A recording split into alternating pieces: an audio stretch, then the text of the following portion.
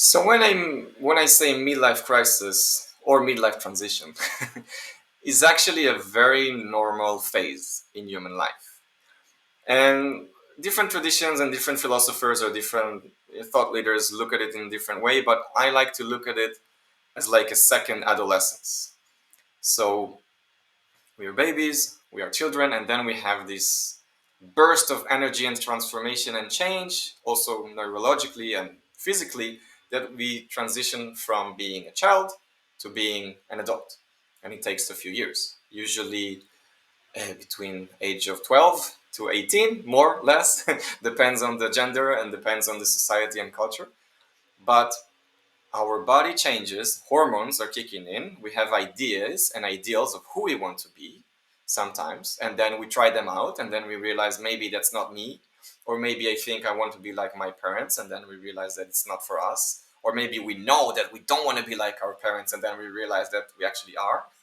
And we have all these struggles of independence and power and codependence with the parents, and of course maybe school and teachers, and then later on maybe with university and jobs. But we are trying to break some kind of mold or some kind of persona that we want to become or we think we want to become.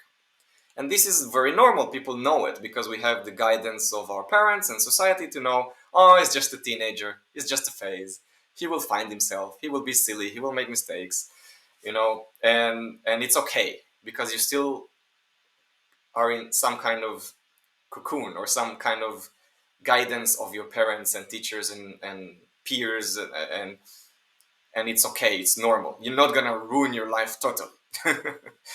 But then we come to the second breakthrough that we really want to do, and that's where we are already adults and we have much more power and independence and money, and then we also have more responsibility because maybe we already have a family, maybe we already have a career, maybe we already have a mortgage and expectations, and we have some kind of structure of family and friends and what society thinks that we are and what culture thinks that we are, and we try to fit in as much as we can until a certain point where it doesn't work anymore. And it can creep in through a few years, you feel something is wrong, but you don't really pay attention, or you're too busy with the family, too busy with work, too busy with health issues or anything, until a certain point then you have this insight that you don't want this life anymore. It cannot be your life for the next 20, 30, 40 more years. And then something wants to break free again. But now it's kind of a little bit more difficult than being a teenager, because as a teenager you're still shielded by all the parents and the grandparents and the teachers. Now you can actually ruin your life, right? You had such a promising future career and you want to toss it to the garbage, or you want to divorce now, and like, what, why are you going to ruin your life? You managed to do everything so beautiful until now, why you want to ruin everything? But this is the most interesting and important part, I think, of being human, because now it's actually your free choice of what you want to discard of and let go of, what you want to keep and what you want to be. Because people in this age range start to realize that they spend a lot of their lifetime doing something not for themselves.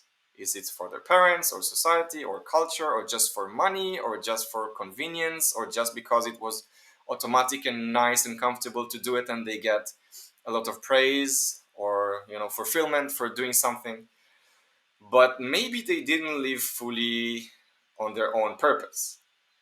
But now the stakes are higher because they can lose a lot of what they already gained, and the ego is more like, but I'm so successful, why should I why should I let go of this?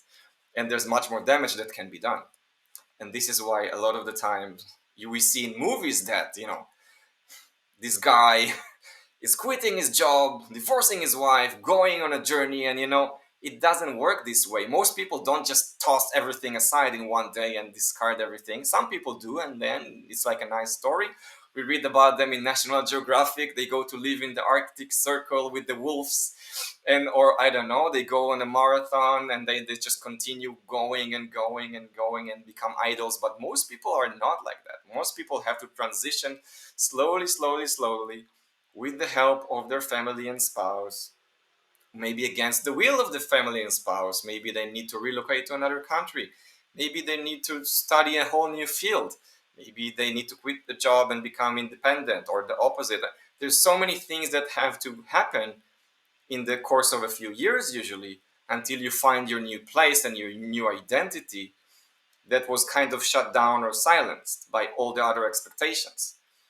And I think what people realize is that usually either they were praised for the wrong thing, so they just follow some kind of holy grail that was not for them because it was easier what society or family wanted from them, or that a lot of the things that are really, really wanted since childhood were shut down and silenced because it didn't fit in with the family structure or the culture or the society that they grew up with. And finally, we have the usually the money, the capacity, the independence, and the freedom to actually follow through. It's super, super, super scary because everybody is like, what the hell are you doing? And also because you realize that you don't have a lot of time left. I think this is the key element that's behind it. And then you see a lot of psychological research is writing specifically that you realize that you're gonna have 40 years more to live, maybe 50, depends on how good shape you are.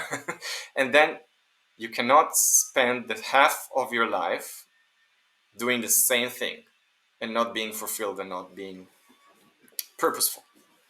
So you don't want to wait until you're old to follow your dreams because then there's not so much time left to enjoy them.